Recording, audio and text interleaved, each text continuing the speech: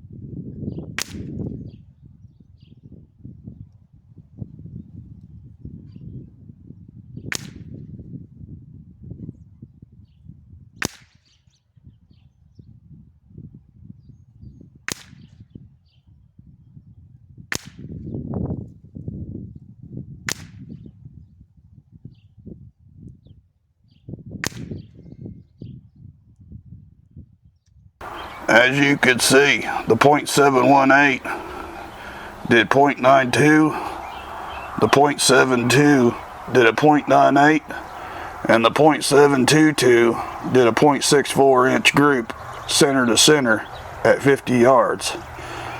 So I think sorting this way really helps with the groups depending on what you're shooting. And as you noticed on the target, the .722 really grouped up really well, shot after shot. And this barrel has only had CCI SV standard velocity in it the whole time. Thanks for watching.